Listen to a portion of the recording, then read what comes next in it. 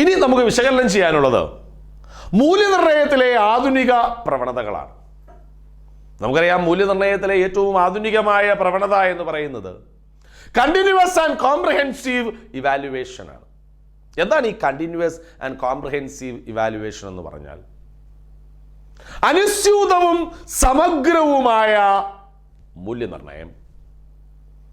1986 ദേശീയ വിദ്യാഭ്യാസ നയമായിരുന്നു ഈ ആധുനിക വിദ്യാഭ്യാസത്തിന് ഊന്നൽ നൽകിയ ആദ്യ നിർദ്ദേശം. അപ്പോൾ നിലവിലുണ്ടായിരുന്ന വിദ്യാഭ്യാസ രീതിയുടെ അല്ലെങ്കിൽ മൂല്യനിർണ്ണയ പ്രവണതയുടെ ന്യൂനതകൾ എന്തൊക്കെയാണ്? എന്തുകൊണ്ട് ഈ മൂല്യനിർണ്ണയം കണ്ടിന്യൂസ് ആയിരിക്കണം, മൂല്യനിർണ്ണയം കോംപ്രഹെൻസീവ് ആയിരിക്കണം? അപ്പോൾ നിലവിൽ അന്നുണ്ടായിരുന്ന മൂല്യനിർണ്ണയ സംവിധാനം, അതായത് പഴയ മൂല്യനിർണ്ണയ സംവിധാനം, അത് വെറുതെ കോഗ്നിറ്റീവ് ആസ്പെക്ട്സിനെ മാത്രം കേന്ദ്രീകരിച്ചുകൊണ്ടുള്ളതായിരുന്നു. കുട്ടിയുടെ വൈജ്ഞാനിക മേഖലയെ മാത്രം കോൺസെൻട്രേറ്റ് ചെയ്തുകൊണ്ട് ടേമിൽ അവസാനം അല്ലെങ്കിൽ വർഷാന്ത്യത്തിൽ നടക്കുന്ന മൂല്യനിർണ്ണയ പ്രക്രിയ ഏറ്റവും കൂടുതൽ മാർക്ക് വാങ്ങുക, കുട്ടിയിൽ വളരെയധികം മത്സര ബുദ്ധി ജനിപ്പിക്കുന്നത്, കാണാപ്പാഠത്തെ പ്രോത്സാഹിപ്പിക്കുന്നത്. ആധുനിക മൂല്യനിർണ്ണയത്തിൽ കൃത്യമായി പറയുന്നുണ്ട്, ഒരു ശോധകം നമ്മൾ തയ്യാറാക്കുമ്പോൾ നമ്മൾ ഇനി അങ്ങോട്ട് വരുന്ന മേഖലയിൽ നമ്മൾ ക്ലാസ് ടെസ്റ്റിനെ കുറിച്ച് പഠിക്കും. ഒരു ക്ലാസ് ടെസ്റ്റ് നടത്തുമ്പോൾ എന്താണ് ചെയ്യേണ്ടത്? ഒരിക്കലും കുട്ടിയുടെ ഓർമ്മയെ പരിശോധിക്കുന്നതാകരുത്, മനപ്പാഠം പഠിക്കുന്നതിനെ പ്രോത്സാഹിപ്പിക്കുന്നതാകരുത്. എന്നാൽ അന്നുണ്ടായിരുന്ന മൂല്യനിർണ്ണയം ഈ മനപ്പാഠത്തെ പ്രോത്സാഹിപ്പിക്കുന്നതായിരുന്നു.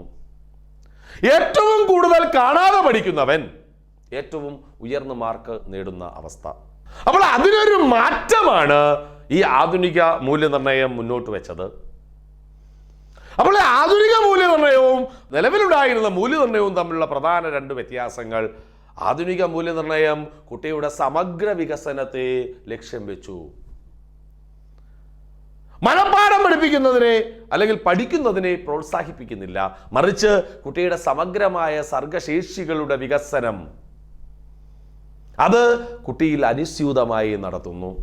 ഇവിടെ കോണ്ടിന്യൂവസ് ആൻഡ് കോംപ്രിഹെൻസീവ് എന്നതുകൊണ്ട് എന്താണ് അർത്ഥമാക്കുന്നത്? കണ്ടിന്യൂസ് എന്നതുകൊണ്ട് അർത്ഥമാക്കുന്നത് റെഗുലർലി ഇൻ അസസ്മെന്റ് ആണ്. എന്തിന് കുട്ടിയുടെ വികസനം ഇങ്ങനെ റെഗുലർലി ഇൻ അസസ്മെന്റ് ആക്കണം? നമുക്കറിയാം, ഒരു പഠിതാവിൻ്റെ വികസനം എന്ന് പറയുന്നത് ഒരു തുടർ പ്രക്രിയയാണ്. ഒരു തുടർ പ്രക്രിയയായ വികസനം, അതായത് ഒരേ നിരക്കിൽ ക്രമാനുഗതമായി കുട്ടിയിൽ വികാസം സംഭവിച്ചുകൊണ്ടിരിക്കുകയാണ്. ആ വികാസത്തെ അപ്പോൾ നമ്മൾ അതേ രീതിയിൽ തന്നെ റെഗുലറായിട്ട് അസസ് ചെയ്യേണ്ടതായിട്ടുണ്ട്. അപ്പോൾ ഇവിടെ റെഗുലർലി എന്നതുകൊണ്ട് അർത്ഥമാക്കുന്നത് ഇവിടെ തുടർച്ചയായ മൂല്യനിർണ്ണയമാണ്. ഇനി കോംപ്രിഹെൻസീവ് എന്താണ്? സമഗ്രത.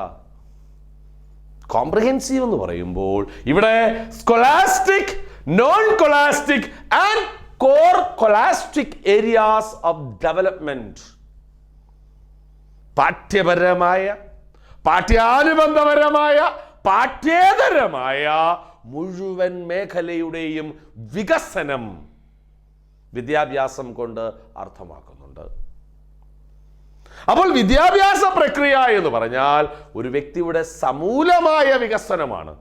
അവിടെ പഠനപരമായ കാര്യങ്ങൾ മാത്രമല്ല, അതായത് സ്കോളാസ്റ്റിക് സ്കിൽസ്, പാഠ്യപര ശേഷി മാത്രമല്ല, പിന്നെയോ പാഠ്യാനുബന്ധമായ ഘടകങ്ങൾ, പാഠ്യ ഇതര ഘടകങ്ങൾ, ഇവയെല്ലാം കൂടെ ചേർന്നുകൊണ്ട്, അതായത് വ്യക്തിയുടെ വികസനം എന്ന് പറയുന്നത് വ്യക്തിയിൽ സമഗ്രമായി സംഭവിക്കുന്ന ഒരു കാര്യമാണ്. ഭൗതിക ശേഷി മാത്രമല്ല വികസിക്കുന്നത്, അതിന് ആനുപാതികമായി വ്യക്തിയുടെ സമൂലമായ വികസനം. അപ്പോൾ ആ വികസനത്തെ മൊത്തത്തിൽ അസസ് ചെയ്യുക എന്നതാണ് ഇവിടെ കോംപ്രിഹെൻസ് എന്നതുകൊണ്ട് അർത്ഥമാക്കുന്നത്. അതായത് physical, intellectual, emotional and social group. കുട്ടി സ്കൂളിലേക്ക് വരുമ്പോൾ ആ സ്കൂൾ അന്തരീക്ഷത്തിൽ നിന്നും കുട്ടിക്കുണ്ടാകുന്ന സമൂലമായ ബിഹേവിയറൽ ചേഞ്ച് ഏതൊക്കെ മേഖലയിൽ? ശാരീരിക മേഖല, ബൗദ്ധിക മേഖല, വൈകാരിക മേഖല, സാമൂഹിക മേഖല, ഇങ്ങനെ മൊത്തത്തിൽ ശാരീരികവും ബൗദ്ധികവും വൈകാരികവും സാമൂഹികവുമായ വികസനമാണ് ഇവിടെ സ്കൂൾ അന്തരീക്ഷത്തിൽ നിന്നും കുട്ടിക്ക് നേടുന്നത്. ആ സ്കൂൾ അന്തരീക്ഷത്തിൽ നിന്നും കുട്ടി നേടുന്ന മുഴുവൻ വികസനവും. That means the comprehensive assessment refers to the whole growth of students' behavior. വ്യക്തിയുടെ വ്യവഹാരത്തിന്റെ മൊത്തത്തിലുള്ള വികസനമാണ്. എങ്ങനെ? The students' experience in total school environment. മൊത്തത്തിൽ സ്കൂളിന്റെ പരിസ്ഥിതിയിൽ നിന്നും കുട്ടിക്കുണ്ടാകുന്ന മൊത്ത അനുഭവങ്ങളാണ് ഈ വികസനത്തിന് കാരണമാകുന്നത്. അതുകൊണ്ടാണ് ഇവിടെ കുട്ടിയുടെ സമഗ്രമായ വികസനം നമ്മൾ അസസ് ചെയ്യുന്നു. ഇങ്ങനെ ഒരു അസസ്മെന്റ് നടത്തുമ്പോൾ നമ്മളിവിടെ ആദ്യം ഇവാലുവേഷൻ നടത്തുന്നത് കുട്ടിയുടെ സ്കോളാസ്റ്റിക് സ്കിൽസിലാണ്. എന്താണ് കുട്ടിയുടെ സ്കോളാസ്റ്റിക് സ്കിൽസിന്റെ ഇവാലുവേഷൻ? അതായത് പാഠ്യശേഷി അല്ലെങ്കിൽ പഠനപരമായ ശേഷികൾ. സ്കോളാസ്റ്റിക് സ്കിൽസിലെ ഇവാലുവേഷനിൽ നമ്മൾ പരിശോധിക്കുന്നത് കുട്ടിയുടെ അറിവ്, കുട്ടിയുടെ ഗ്രഹണം, അറിവിന്റെ പ്രയോഗം, പിന്നീട് മറ്റു ശേഷികളുടെ വികസനം. പഠന പ്രവർത്തനങ്ങളിലൂടെ കുട്ടി നേടിയ അറിവ്, കുട്ടിയുടെ അണ്ടർസ്റ്റാൻഡിങ്, കുട്ടിയുടെ അറിവിന്റെ പ്രയോഗം, മറ്റു ശേഷികൾ. ഇതെങ്ങനെയാണ് നമ്മൾ ഇവാലുവേറ്റ് ചെയ്യുന്നത്? ഒന്ന്, സിഇയിലൂടെ. സി എന്ന് പറഞ്ഞാൽ എന്താണ്? Continuous evaluation. അതായത് പഠന പ്രവർത്തനത്തോടൊപ്പം നടക്കുന്ന സിഇ, കണ്ടിന്യൂസ് ഇവാലുവേഷൻ. അതോടൊപ്പം കഴിഞ്ഞാൽ പിന്നെ ടേം ആൻഡ് ഇവാലുവേഷൻ, ടേമിലി നടത്തുന്ന ഇവാലുവേഷൻ, ഓരോ ടേമിന്റെ അവസാനവും നടത്തുന്ന ഇവാലുവേഷൻ, അവസാനം ആനുവൽ എക്സാം. ഇവയിലൂടെ നമ്മൾ ഈ ഇവാലുവേഷൻ ഓഫ് സ്കോളാസ്റ്റിക് സ്കിൽസ് നമ്മൾ പരിശോധിക്കുന്നു. ഇത് കൂടാതെ ഈ സ്കോളാസ്റ്റിക് സ്കിൽസിന്റെ വികസനവുമായി ബന്ധപ്പെട്ടുകൊണ്ട് ക്ലാസ് റൂം പ്രവർത്തനങ്ങളിലൂടെ കുട്ടി നേടിയ അറിവുകളുടെ ചില തെളിവുകളുണ്ട്. അതായത് മൊത്തം പഠനാനുഭവത്തിൽ നിന്നും കുട്ടിയിലുണ്ടായ വികസനത്തിന്റെ ചില ഉൽപ്പന്നങ്ങൾ കൂടി ഇതിനകത്ത് ഉൾക്കൊള്ളുന്നു. ആ ഉൽപ്പന്നങ്ങളാണ് ഒന്ന് projects, assignment, seminar, practicals, record and collections.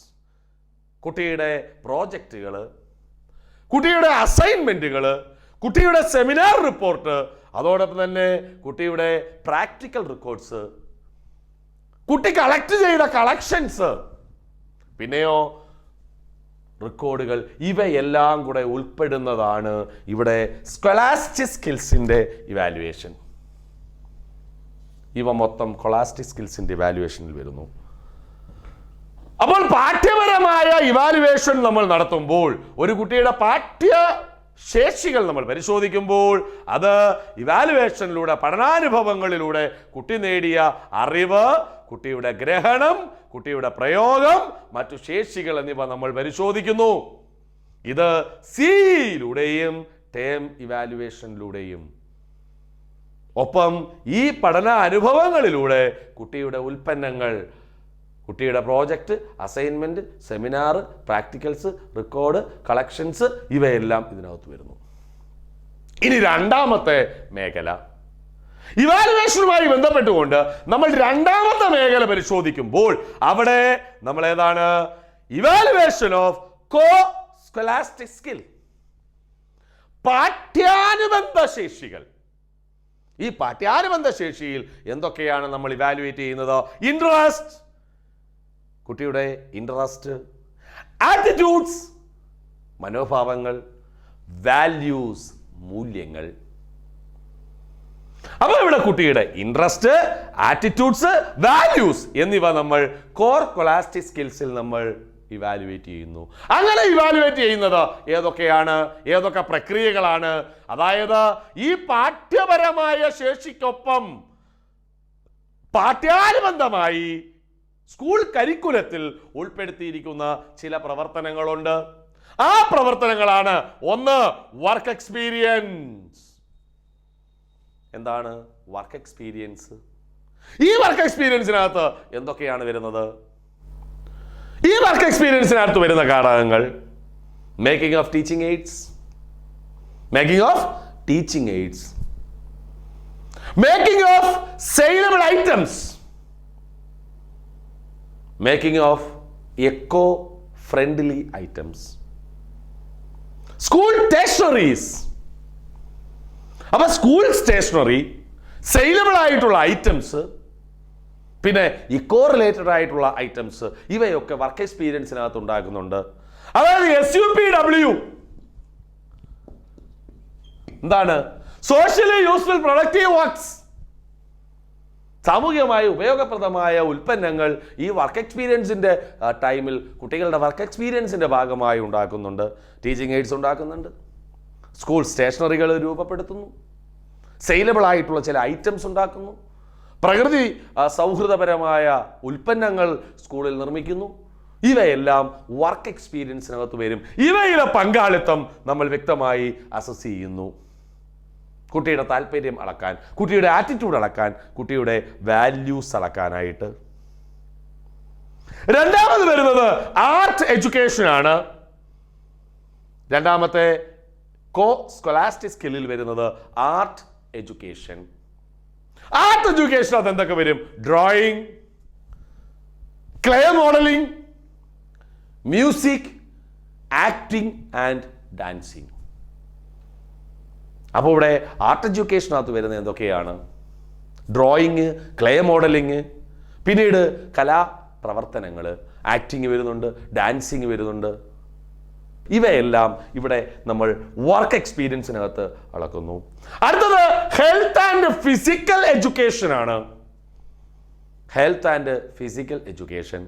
ഇവിടെ ഹെൽത്ത് എഡ്യൂക്കേഷനകത്ത് വരുന്നത് പേഴ്സണൽ ഹൈജീൻ, എൻവയോൺമെന്റൽ ഹൈജീൻ, വ്യക്തി ശുചിത്വം, പരിസര ശുചിത്വം, പിന്നെയോ നോളജ് അബൌട്ട് ഡിസീസസ്, അസുഖങ്ങളുടെ വ്യാപനം, അതിനെക്കുറിച്ചുള്ള അറിവ്, വ്യക്തിപരമായ ശുചിത്വം, നോളജ് അബൌട്ട് ഡിസീസ് റെസിസ്റ്റൻസ്, രോഗപ്രതിരോധത്തെക്കുറിച്ചുള്ള അറിവുകൾ. പിന്നീട് ഉയർന്ന ക്ലാസ്സുകളിലേക്ക് വരുമ്പോൾ, കൊച്ചു ക്ലാസ്സുകളിൽ നിന്ന് ഉയർന്ന ക്ലാസ്സുകളിലേക്ക് വരുമ്പോൾ അവിടെ പ്രാഥമിക ശുശ്രൂഷ കൂടി, ഫസ്റ്റ് എയ്ഡ് കൂടി ഈ ഹെൽത്ത് എഡ്യൂക്കേഷനകത്ത് ഉൾപ്പെടുന്നു. അപ്പോൾ ഹെൽത്ത് എഡ്യൂക്കേഷൻ ഏതൊക്കെയാണ്? 1 പേഴ്സണൽ ഹൈജീൻ, 2 എൻവയോൺമെന്റൽ hygiene, 3 first aid, 4 knowledge about disease resistance. Under physical education, കായിക പരിശീലനത്തിലോ ഫിസിക്കലായിട്ടുള്ള എബിലിറ്റീസ്, ഡ്രില്ല്, അതോടൊപ്പം തന്നെ physical exercise, participation of games, sports, ഇവയെല്ലാം ഫിസിക്കൽ എഡ്യൂക്കേഷനകത്ത് വരുന്നു. കുട്ടികളുടെ സ്പോർട്സിലുള്ള പങ്കാളിത്തം, ഫിസിക്കലായിട്ടുള്ള എബിലിറ്റീസ് വർദ്ധിപ്പിക്കുന്ന പ്രവർത്തനങ്ങൾ, അതുപോലെ മാച്ച് പാസ്റ്റ്, പിന്നെ റിക്രിയേഷണൽ ഗെയിംസ്, ഇവയെല്ലാം ഫിസിക്കൽ എഡ്യൂക്കേഷനകത്ത് വരുന്നു. ഇനി മൂന്നാമത്തെ മേഖലയാണ് നോൺ കൊളാസ്റ്റിക് സ്കിൽസ്. ഇവിടെ നോൺ കൊളാസ്റ്റിക് സ്കിൽസിൽ നമ്മൾ പരിശോധിക്കുന്നത് എന്താണ്? Personal and social qualities. ഒരു കുട്ടിയുടെ പേഴ്സണൽ സോഷ്യൽ ക്വാളിറ്റീസ് ആണ്. വ്യക്തിപരവും സാമൂഹ്യപരവുമായ ഗുണഗണങ്ങൾ, ഒരു വ്യക്തിയുടെ ഗുണഗണങ്ങൾ ഇവിടെ നമ്മൾ നോൺ കൊളാസ്റ്റിക് സ്കില്ലായിട്ട് പരിശോധിക്കുന്നു. ഇവിടെ ഏതൊക്കെയാണ് ആ നോൺ സ്കോലാസ്റ്റിക് സ്കില്ലിൽ നമ്മൾ പരിശോധിക്കുന്നത്? 1 കമ്മ്യൂണിക്കേഷൻ സ്കിൽ, കുട്ടിയുടെ communication skill, character and contact, സ്വഭാവം, റെഗുലാരിറ്റി, കൃത്യനിഷ്ഠത, കുട്ടിയുടെ റെഗുലാരിറ്റി പരിശോധിക്കുന്നു. ഗ്രൂപ്പ് വർക്കിംഗ് സ്കിൽ, ഒപ്പം leadership qualities. Then the activities related to school club activities, കുട്ടിയുടെ പങ്കാളിത്തം, സ്കൂൾ ക്ലബ് ആക്ടിവിറ്റീസിലെ പങ്കാളിത്തം, especially for NCC, SPC, NSS തുടങ്ങിയ സാമൂഹികപരമായ ഇടപെടലുകളിലൂടെ. ഇവിടെ കുട്ടിയുടെ സാമൂഹികവും അതോടൊപ്പം തന്നെ വ്യക്തിപരവുമായ ക്വാളിറ്റീസ് ആണ് നോൺ കൊളാസ്റ്റിക് ഇവാലുവേഷനിൽ ഉൾപ്പെടുത്തുന്നത്. അങ്ങനെ മൊത്തത്തിൽ ഒരു കുട്ടിയുടെ സമഗ്രതയാണ് ഇവിടെ ഇവാലുവേഷന് വിധേയമാക്കുന്നത്. അതുകൊണ്ടാണ് ഈ സമഗ്രതയെ നമ്മൾ കോംപ്രിഹെൻസീവ് എന്നതുകൊണ്ട് അർത്ഥമാക്കുന്നത്. പ്രിയമുള്ളവരെ ശ്രദ്ധിക്കുക, ഇവിടെ CCE എന്ന് പറഞ്ഞാൽ കണ്ടിന്യൂസ് ആൻഡ് കോംപ്രിഹെൻസീവ് ഇവാലുവേഷൻ ആണ്. കണ്ടിന്യൂസ് എന്ന് പറഞ്ഞാൽ റെഗുലർലി ഇൻ അസസ്മെന്റ് ആണ്, തുടർച്ചയായ അസസ്മെന്റ് ആണ്. കോംപ്രിഹെൻസീവ് എന്ന് അർത്ഥമാക്കുന്നത് scholastic, non scholastic and co scholastic abilities ആണ്. നോൺ കൊളാസ്റ്റിക് എബിലിറ്റീസിൽ ഇവിടെ വരുന്ന ഇവാലുവേഷൻ, ഇവിടെ പഠനശേഷികൾ, അറിവ്, ഗ്രഹണം, പ്രയോഗം, അത് ടേം ഇവാലുവേഷനിലൂടെയും കണ്ടിന്യൂസ് ഇവാലുവേഷനിലൂടെയും നമ്മൾ പരിശോധിക്കുന്നു. ഒപ്പം assessment of products related to learning activities like projects, assignments, seminar, practicals, records and collections. ഇനി evaluation of core scholastic abilities, interest, attitude and values ആണ് നടക്കുന്നത്.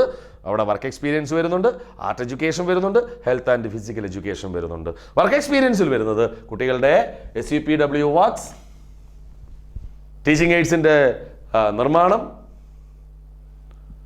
പ്രകൃതിബന്ധിതമായ അല്ലെങ്കിൽ പ്രകൃതി സൗഹൃദമായ വസ്തുക്കളുടെ നിർമ്മാണം, ഇവയെല്ലാം ഇതിനകത്ത് വരുന്നു. ആർട്ട് എഡ്യൂക്കേഷനകത്ത് വരുന്ന ഏതൊക്കെയാണ്? ഡ്രോയിങ് വരുന്നു, ക്ലേ മോഡലിംഗ് വരുന്നു, പിന്നീട് മറ്റ് കലാപ്രവർത്തനങ്ങളിലുള്ള കുട്ടിയുടെ പങ്കാളിത്തം.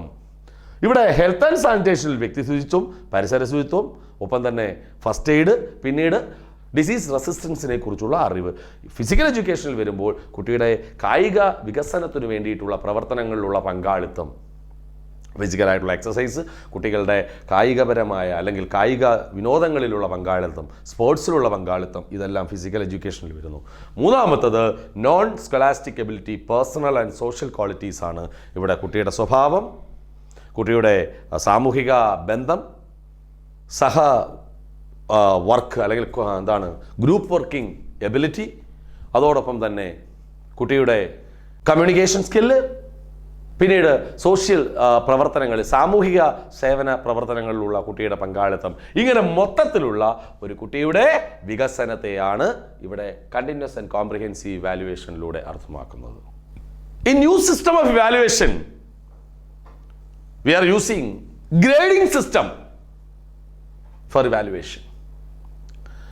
അപ്പൊ ആധുനിക രീതിയിലുള്ള ഈ മൂല്യനിർണ്ണയ പ്രക്രിയയിൽ നമ്മൾ ഉപയോഗിക്കുന്നത് ഗ്രേഡിംഗ് സിസ്റ്റമാണ്. ഒപ്പം തന്നെ ഉന്നത ക്ലാസ്സുകളിൽ ഉന്നത പഠനത്തിനായി ഈ പുതിയ രീതിയിലുള്ള മൂല്യനിർണ്ണയത്തിനായി സ്വീകരിക്കുന്നത് സെമസ്റ്റർ സിസ്റ്റവുമാണ്. അപ്പൊ ഗ്രേഡിംഗ് സിസ്റ്റവും സെമസ്റ്റർ സിസ്റ്റവും വഴിയാണ് ആധുനിക മൂല്യനിർണ്ണയം നമ്മൾ നടത്തുന്നത്. എന്താണ് ഗ്രേഡിംഗ് എന്ന് പറഞ്ഞാൽ? അപ്പൊ ഗ്രേഡിംഗ് എന്ന് പറഞ്ഞാൽ the students level of performance are classified into few classificatory units using letter grade. കുട്ടികളുടെ നിലവാരത്തെ ആ നിലവാരമനുസരിച്ച് പല പല പ്രത്യേക യൂണിറ്റുകളായി തിരിച്ചുകൊണ്ട് ആ യൂണിറ്റുകൾക്ക് നമ്മൾ ഗ്രേഡ് നൽകുന്നു. എ ഗ്രേഡ് ലെവൽ പെർഫോമൻസ് നടത്തുന്ന കുട്ടികൾ, ബി ഗ്രേഡ് ലെവൽ പെർഫോമൻസ് നടത്തുന്ന കുട്ടികൾ, സി ഗ്രേഡ് ലെവൽ പെർഫോമൻസിലുള്ള കുട്ടികൾ. അപ്പൊ പെർഫോമൻസിന്റെ അടിസ്ഥാനത്തിൽ ഇപ്പൊ ഉയർന്ന പ്രകടനം നടത്തുന്ന കുട്ടികളെ എ ഗ്രേഡ്, അതിൽ കുറച്ചുകൂടെ ഉള്ള ഗുഡ് ആയിട്ടുള്ളത്, ഏറ്റവും നല്ല എക്സലന്റ് ആയിട്ടുള്ളത് എ ഗ്രേഡ് ആണെങ്കിൽ വെരി ഗുഡ്, അത് നമ്മൾ ഗുഡ് ആയിട്ടുള്ളത് ബി ഗ്രേഡ് കൊടുക്കുമ്പോൾ ആവറേജിന് സി, ബിലോ ആവറേജിന് ഡി, ഇങ്ങനെ ലെറ്റർ ഗ്രേഡ് കൊടുത്തുകൊണ്ട് കുട്ടികളുടെ പ്രകടനത്തിന്റെ നിലവാരമനുസരിച്ച് ഇങ്ങനെ ചില ഗ്രൂപ്പുകളായി തിരിച്ച് മൂല്യനിർണ്ണയ നടത്തുന്ന പ്രക്രിയയാണ് ഗ്രേഡിംഗ് സിസ്റ്റം. ഈ ഗ്രേഡിംഗ് സിസ്റ്റത്തിൽ രണ്ടു തരം ഗ്രേഡിംഗ് നമ്മൾ ഉപയോഗിക്കുന്നു. ഒന്ന് ഡയറക്റ്റ് ഗ്രേഡിംഗ്. എന്താണ് ഈ ഡയറക്റ്റ് ഗ്രേഡിംഗ്? ഡയറക്റ്റ് ഗ്രേഡിംഗ് എന്ന് പറഞ്ഞാൽ using letter grade without assigning the score. കുട്ടിക്ക് മാർക്ക് കൊടുക്കുന്നില്ല, പകരം ലെറ്റർ ഗ്രേഡിൽ സൂചിപ്പിക്കുന്നു. ഇപ്പൊ വളരെ താഴ്ന്ന ക്ലാസ്സുകളിൽ, ഇപ്പൊ LP ക്ലാസ്സുകളിൽ നമ്മളിപ്പോ ഒരു ക്ലാസ് ടെസ്റ്റ് നടത്തുമ്പോൾ അല്ലെങ്കിൽ ടേം ഇവാലുവേഷൻ നടത്തുമ്പോൾ നിർബന്ധമായും അവിടെ നമ്മൾ മാർക്ക് എഴുതാൻ പാടില്ല. അവിടെ ഗ്രേഡ് മാത്രമാണ് നമ്മൾ സൂചിപ്പിക്കുന്നത്. ഒരു പഠന പ്രവർത്തനം നമ്മൾ കൊടുക്കുമ്പോൾ ആ പ്രവർത്തനത്തിന് 4 സ്റ്റെപ്പുകളാണ്. ഈ 4 സ്റ്റെപ്പും നോക്കുക. ആ 4 സ്റ്റെപ്പും ചെയ്തു കഴിഞ്ഞാൽ അതിൽ ഒരു സ്റ്റെപ്പ് ചെയ്യുകയാണെങ്കിൽ ആ കുട്ടിക്ക് ഡി ഗ്രേഡ്, 2 സ്റ്റെപ്പ് ചെയ്യുന്ന കുട്ടിക്ക് സി ഗ്രേഡ്, 3 സ്റ്റെപ്പും ചെയ്താൽ അതിന് ബി ഗ്രേഡ്, അത് 4 പ്രക്രിയയും ചെയ്ത കുട്ടിക്ക് എ ഗ്രേഡ്. ഇങ്ങനെ ഗ്രേഡ് കൊടുക്കുന്നു. 5 പ്രവർത്തനമാണുള്ളത്. ആ 5 പ്രവർത്തനമുണ്ടെങ്കിൽ അതിൽ 4 പ്രവർത്തനം കുട്ടി ചെയ്തിട്ടുണ്ട്. ആ 4 പ്രവർത്തനം കുട്ടി ചെയ്തിട്ടുണ്ടെങ്കിൽ 4 പ്രവർത്തനത്തിനും എ ഗ്രേഡ് ആണെങ്കിൽ ആ ഗ്രേഡ് നോക്കിക്കൊണ്ട് നമ്മൾ ടോട്ടൽ ഗ്രേഡ് കണക്കാക്കുന്നു.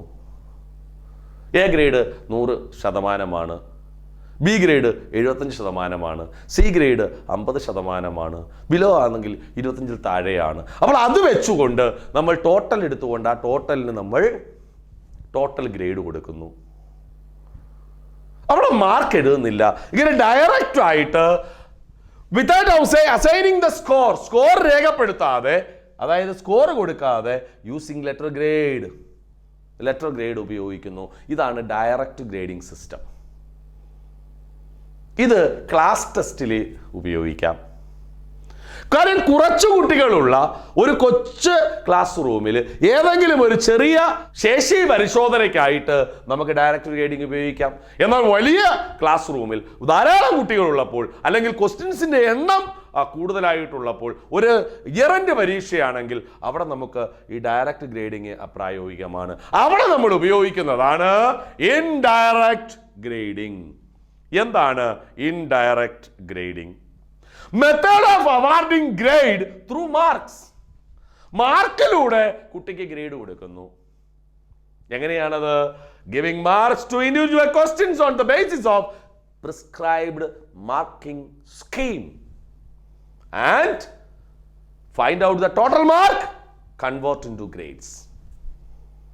ഇൻഡിവിജ്വൽ ക്വസ്റ്റ്യൻസിന് ഒരു പ്രിസ്ക്രൈബ്ഡ് മാർക്കിംഗ് സിസ്റ്റത്തിലൂടെ മാർക്ക് നൽകിക്കൊണ്ട് ടോട്ടൽ മാർക്ക് എടുത്ത് ആ ടോട്ടൽ മാർക്കിനെ നമ്മൾ ഗ്രേഡിലേക്ക് കൺവേർട്ട് ചെയ്യുന്നു. ഇതിനെയാണ് ഇൻഡയറക്റ്റ് ഗ്രേഡിംഗ്. എന്താണ് ഇൻഡയറക്റ്റ് ഗ്രേഡിംഗ് എന്ന് പറഞ്ഞ? മാർക്കിലൂടെ ഗ്രേഡ് നൽകുകയാണ്.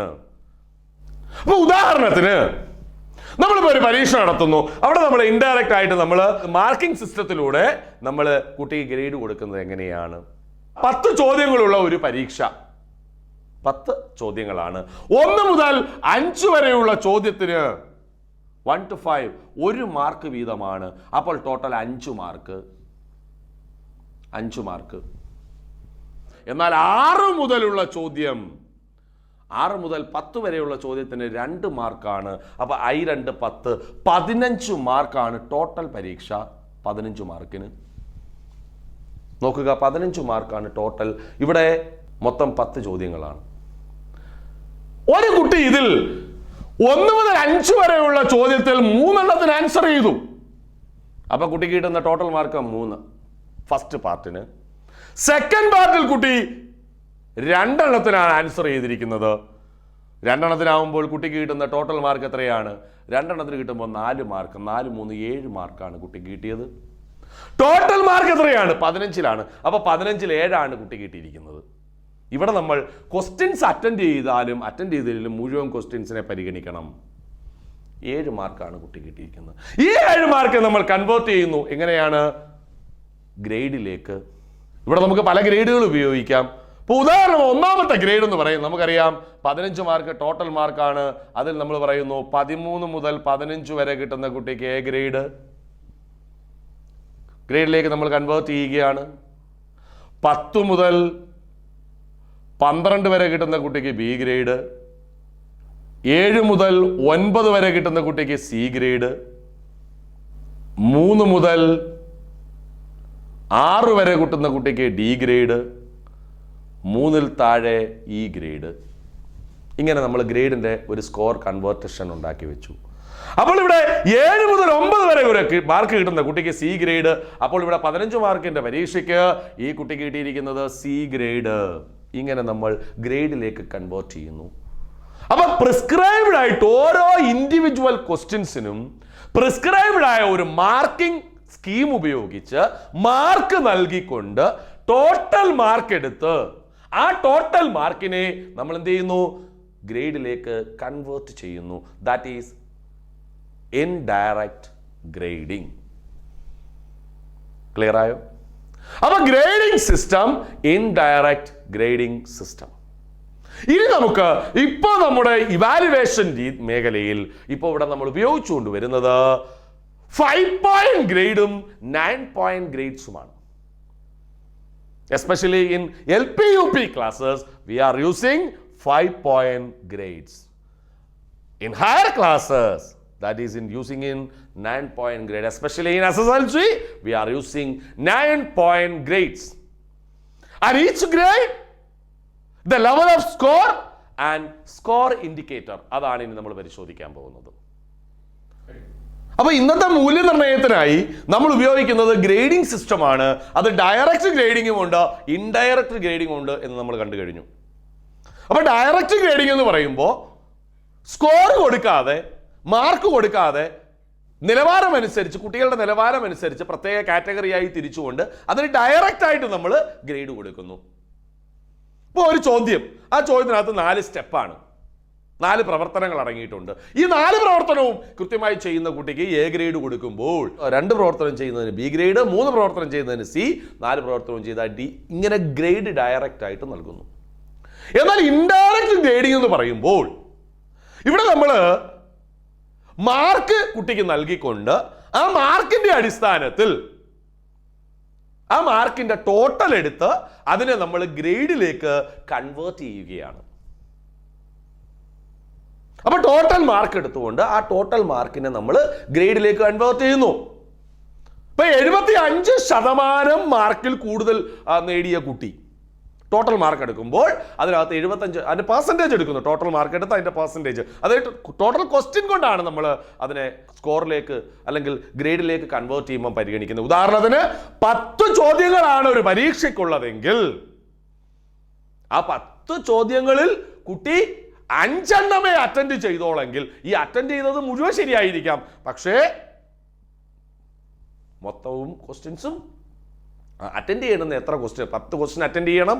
ആ 10 ക്വസ്റ്റ്യനാണ് നമ്മൾ ടോട്ടൽ മാർക്ക് കണക്കാക്കുന്നതെങ്കിൽ ആ 10 ചോദ്യങ്ങളെയും നമ്മൾ പരിഗണിക്കേണ്ടതായിട്ടുണ്ട്. ഉദാഹരണം നമ്മൾ നേരത്തെ പറഞ്ഞു കഴിഞ്ഞു, 10 ചോദ്യങ്ങളാണ് ഒരു പരീക്ഷയ്ക്ക്. അതിൽ 1 മുതൽ 5 വരെയുള്ള ചോദ്യത്തിന് ഓരോ മാർക്ക് വീതമാണ്. 6 മുതൽ 10 വരെയുള്ള ചോദ്യത്തിന് 2 മാർക്ക് വീതമാണ്. അപ്പം മൊത്തം ടോട്ടൽ 15 മാർക്കിനാണ് എങ്കിൽ ആ ഒരു കുട്ടി ആദ്യത്തെ പാർട്ടിൽ 3 എണ്ണത്തിന് ആൻസർ ചെയ്തോളൂ എങ്കിൽ ആ കുട്ടിക്ക് 3 മാർക്ക്. രണ്ടാമത്തേനകത്ത് 3 എണ്ണത്തിന് ആൻസർ ചെയ്തിട്ടുണ്ട്, 3 എണ്ണത്തിന് അവൻ ആൻസർ ചെയ്തിട്ടുണ്ടെങ്കിൽ അവന് 3 2 6 6 3 9 മാർക്കാണ് അവന്റെ ടോട്ടൽ. അപ്പൊ 15-ൽ 9 കിട്ടിയിരിക്കുന്നത്. 15-ൽ 9 മാർക്ക് കിട്ടിയ കുട്ടിയുടെ പെർസെൻറ്റേജ് എത്രയാണെന്ന് നമ്മൾ കണക്കാക്കുന്നു. അങ്ങനെ പെർസെൻറ്റേജ് ഓരോ കുട്ടിയുടെയും കണക്കാക്കിക്കൊണ്ട് ആ പെർസെൻറ്റേജിന്റെ അടിസ്ഥാനത്തിൽ 75% മുകളിൽ മാർക്ക് കിട്ടിയ കുട്ടികൾക്കെല്ലാം എ ഗ്രേഡ്. അവിടെ എല്ലാവർക്കും എ ഗ്രേഡാണ്. 75% മുകളിൽ കിട്ടിയത്. അതിന് 75 മുതൽ താഴോട്ട് വരുമ്പോൾ ഇവിടെ 60 മുതൽ 74 വരെയാണെങ്കിൽ ബി ഗ്രേഡ്, 45 മുതൽ 59 വരെയാണെങ്കിൽ സി ഗ്രേഡ്, 30 മുതൽ പെർസെൻറ്റേജ് ആണ് 44 വരെ ഡി ഗ്രേഡ്, ബിലോ 30 ആണെങ്കിൽ ഇ ഗ്രേഡ്. ഇത് നമ്മൾ especially using 5 point grades in LP and UP classes. In LP and UP classes, we are using 5 point grading system. 5 point grades. ഈ 5 point grades നമ്മൾ 75-ന് മുകളിലാണ് total mark, അതായത് total 25 ചോദ്യങ്ങളാണ് മൊത്തമുള്ളെങ്കിൽ ആ 25 ചോദ്യങ്ങളിൽ നിന്ന് 50 മാർക്കിന്റെയാണ് ടോട്ടൽ മാർക്ക്. 50 ആണെങ്കിൽ ആ 50-ൽ കുട്ടിക്ക് ലഭിച്ച മാർക്ക് നമ്മൾ ഓരോ ഇൻഡിവിജ്വൽ ക്വസ്റ്റ്യൻസിനും മാർക്കുണ്ട്, പ്രിസ്ക്രൈബ്ഡ് മാർക്കിംഗ് സ്കീം ഉണ്ട്. അതുപ്രകാരം ടോട്ടൽ കുട്ടിക്ക് ലഭിച്ച മാർക്ക് എടുത്തുകൊണ്ട് ആ മാർക്കിന്റെ പെർസെൻറ്റേജ് എടുത്ത് അതിൽ 75% കൂടുതലാണെങ്കിൽ കുട്ടിക്ക് എ മാർക്ക്, അത് ഔട്ട്സ്റ്റാൻഡിംഗ് ആണ് അതിന്റെ interpretation. Above 75% of marks, the students get A grade. The interpretation of A grade, outstanding. Then 60 to 74, 60 മുതൽ 74% വരെയാണ് കുട്ടിയുടെ മാർക്കെങ്കിൽ ആ കുട്ടിക്ക് ബി ഗ്രേഡ് ലഭിക്കുന്നു. വെരി ഗുഡ് എന്ന് പറയുന്ന ഇന്റർപ്രിട്ടേഷൻ. ഇവിടെ 45 മുതൽ 59 വരെയാണ് കുട്ടിയുടെ മാർക്കെങ്കിൽ അതിന് സി ഗ്രേഡ് ആണ് കുട്ടിക്ക് ലഭിച്ചിരിക്കുന്ന ഗ്രേഡ്. അവിടെ ഈ ഗുഡ് എന്ന് പറയുന്ന ഇന്റർപ്രിട്ടേഷൻ കൊടുക്കുന്നു. 30 മുതൽ 44 വരെയാണെങ്കിൽ ഇതാണ് ഇവിടുത്തെ ആവറേജ്. ഇവിടെ 30 മുതൽ 44 വരെയുള്ള കുട്ടി ഡി ആണ്. ഇവിടെ നോക്കുക, 5 പോയിന്റ് ഗ്രേഡിൽ ശ്രദ്ധിക്കണം, ആവറേജ് എന്ന് പറയുന്നത് ഡി ആണ്. ഇവിടെ ബിലോ ആവറേജ്. അപ്പൊ ഡി ഗ്രേഡിന് മുകളിലുള്ള കുട്ടികൾ പ്രൊമോഷൻ യോഗ്യതയുണ്ട്. ഇവിടെ 5 പോയിന്റ് ഗ്രേഡിൽ ഡിക്ക് മുകളിലാണ് പ്രൊമോഷൻ യോഗ്യത. കാര്യം 30 മുതൽ 44% വരെ മാർക്ക് മേടിച്ച കുട്ടി 30-ന് മുകളിൽ മേടിച്ചതുകൊണ്ട് ഈ കുട്ടിക്ക് ഇവിടെ പ്രൊമോഷന് സാധ്യതയുണ്ട്, പ്രൊമോഷൻ കൊടുക്കാം. ഇവിടെ ബിലോ 30 ആണെങ്കിലോ ഇവിടെ കുട്ടി ബിലോ ആവറേജ് ആണ്, ഇവിടെ കുട്ടിക്ക് ഇംപ്രൂവ്മെന്റ് ആവശ്യമാണ്. ക്ലിയർ ആയല്ലോ? ഇംപ്രൂവ്മെന്റ് ആവശ്യമാണ്. ഇത് LP UP ക്ലാസ്സുകളിൽ നമുക്ക് ഇതാണ് letter grade system. 5 point grade വാർഷിക പരീക്ഷയ്ക്കൊക്കെ ഉപയോഗിക്കുന്ന ഗ്രേഡ് ഇതാണ്. എന്നാൽ നമ്മളൊരു ക്ലാസ് ടെസ്റ്റ് നടത്തുകയാണെങ്കിൽ അവിടെ നമുക്ക് ഡയറക്റ്റ് ഗ്രേഡിംഗ് സിസ്റ്റത്തിൽ ഇവിടെ ഈ സ്കോർ നോക്കാതെ കുട്ടിയുടെ പെർഫോമൻസ് അനുസരിച്ച് നമുക്ക് ഗ്രേഡ് കൊടുക്കാവുന്നതാണ്. എന്നാൽ വാർഷിക പരീക്ഷയ്ക്കും ടേം എക്സാമിനേഷനും നമ്മൾ ഈ തരത്തിൽ കുട്ടിക്ക് ഗ്രേഡ് കൊടുക്കുന്നു. എവിടെയാണ്? LP UP ക്ലാസ്സുകളിൽ. എന്നാൽ ഇനി SSLC 10ാം ക്ലാസ്സിലേക്ക് വരുമ്പോഴോ, 10ാം ക്ലാസ്സിൽ വരുമ്പോൾ നമ്മൾ 9 point grade using in SSLC. 2005 മുതലാണ് ഈ ന്യൂ സിസ്റ്റം ഓഫ് ഗ്രേഡിംഗ് SSLCക്ക് ആരംഭിച്ചത്. അപ്പൊ 2005 മുതൽ ഈ പുതിയ രീതിയിലുള്ള ഗ്രേഡിംഗ് സിസ്റ്റമാണ് ഉപയോഗിക്കുന്നത്. 5 പോയിന്റ് ഗ്രേഡ് അല്ല, ഇവിടെ 9 പോയിന്റ് ഗ്രേഡ് ആണ്. ഇവിടെ നമുക്ക് നോക്കാം, ഒരു വിഷയത്തിന് കുട്ടിക്ക് ലഭിച്ച ടോട്ടൽ മാർക്ക്. ഇപ്പോൾ ഒരു വിഷയത്തിന് എത്ര മാർക്കാണ്? 40 മാർക്കാണെങ്കിൽ അല്ലെങ്കിൽ 50 മാർക്കിനാണ് ചോദ്യമെങ്കിൽ ആ 50 മാർക്കിൽ കുട്ടിക്ക് ലഭിച്ച ടോട്ടൽ മാർക്ക് എടുത്ത് അതിന്റെ പെർസെൻറ്റേജിലേക്ക് അതിനെ കൺവേർട്ട് ചെയ്യുമ്പോൾ 90-നും 100-നും ഇടയിലാണ് പെർസെൻറ്റേജ് എങ്കിൽ, അതായത് എബവ് 90% ഓഫ് മാർക്സ്, 90% മുകളിൽ ലഭിച്ച കുട്ടിക്ക് A+. ഇത് ഔട്ട്സ്റ്റാൻഡിംഗ് പെർഫോമൻസ്, A+ കുട്ടി. ഇനി 80 മുതൽ 89% വരെയാണ് മാർക്കെങ്കിൽ അത് എക്സലന്റ് എന്ന് പറയുന്ന കാറ്റഗറിയിലേക്ക് വരുന്നു. അത് എ ഗ്രേഡ് ആണ് കുട്ടിക്ക്. ഇനി നോക്കാം നമുക്ക് 70 മുതൽ 79% വരെയാണ് മാർക്കെങ്കിൽ അത് B+ ആണ്. Very good. അവിടെ ലെറ്റർ ഗ്രേഡിന്റെ ഇൻഡിക്കേഷൻ ശ്രദ്ധിച്ചോളണം. എത്ര ശതമാനം വെച്ച മാർക്കാണ് കുട്ടിയാണ് B+? 70 മുതൽ 79% വരെ. ഇനി ഇവിടെ 60-നും 69%-നും ഇടയിലാണ് ഗ്രേഡ് മേടിച്ചതെങ്കിൽ, അതായത് 60 മുതൽ 69 വരെ, 60 മേടിച്ച കുട്ടിക്ക് 69% മേടിച്ച കുട്ടിക്കും B ഗ്രേഡ് ആണ്. എന്നാൽ 1% കൂടെ കൂടി 70% ആയി കഴിഞ്ഞാൽ ഇവിടെ B+ വന്നു. ഇവിടെ നോക്കണം, 89 മാർക്കാണ് മേടിച്ചാലും A ആണ്. 89-ൽ നിന്ന് 90 മേടിച്ചു പോയാൽ A+ ആയി. അപ്പൊ 92 മാർക്ക് മേടിച്ച 10 വിഷയത്തിനും മേടിച്ച ഒരു കുട്ടിക്ക് ലഭിച്ചതിനേക്കാൾ കൂടുതൽ മാർക്ക് ചിലപ്പോൾ 9 A+ഉം 1 A മേടിച്ച കുട്ടിക്ക് ചിലപ്പോൾ ലഭിക്കും. അപ്പൊ മാർക്ക് ലെവൽ അല്ല ഇവിടെ നോക്കുന്നത്, ഇവിടെ മിടുക്കൻ ചെയ്യുന്നതല്ല. ഇത് ഒരു ആവറേജ്, ഒരു ലെവൽ ഓഫ് പെർഫോമൻസിന്റെ അടിസ്ഥാനത്തിൽ ഗ്രേഡ് കൊടുത്തിരിക്കുന്നു എന്ന് മാത്രം. ഇവിടെ നോക്കുക, 50 മുതൽ 49 വരെ D+, ഇത് എബവ് ആവറേജ് ആണ്. ഇനി നോക്കിയേ, 40 മുതൽ 49 വരെ C ആണ്. 50 മുതൽ 51 C+ ആണെങ്കിൽ 40 49 C. 30 മുതൽ 39 വരെ ഇവിടെ D+ ആണ്. ഇവിടെ ആവറേജ് എന്ന് പറഞ്ഞാൽ C ഗ്രേഡ് മേടിക്കുന്ന കുട്ടിയാണ് ആവറേജ്. ശ്രദ്ധിച്ചോളുക, C ഗ്രേഡ്, അതായത് 40-നും 49-നും ഇടയിൽ മാർക്ക് മേടിക്കുന്ന കുട്ടി ആവറേജ്. ഇവിടെ 30 മുതൽ 39 വരെ ഇവിടെ 5 പോയിന്റ് ഉള്ളത് ആവറേജ് ആണെങ്കിൽ ഇവിടെ 9 പോയിന്റ് ഗ്രേഡിൽ വരുമ്പോൾ അത് marginal, eligible for higher studies. D മുതൽ മുകളിലോട്ടാണ്. മനസ്സിലായല്ലോ? D മുതൽ മുകളിലോട്ട് eligible for higher studies D+ മുതലാണ്. അതായത് 30, 39 D+ മേടിച്ച കുട്ടിക്ക് ഉന്നത പഠനത്തിന് യോഗ്യതയുണ്ട്. എന്നാൽ 20 മുതൽ 29 വരെ D, ബിലോ 20 E. ഇത് രണ്ടും നീഡ് ഇംപ്രൂവ്മെന്റ് ആണ്. Need improvement. അപ്പോൾ ഇവിടെ മാർജിനൽ എന്ന് പറയുന്നതാണ് EHS, eligible for higher studies. That is the grading system. പ്രിയമുള്ളവരെ, ഇവിടെ LP UP ക്ലാസ്സുകളിലെ ഗ്രേഡിംഗ് സിസ്റ്റം നമ്മൾ വളരെയധികം മനസ്സിലാക്കേണ്ടതായിട്ടുണ്ട്. ചോദ്യങ്ങൾ വരുന്നതാണ്.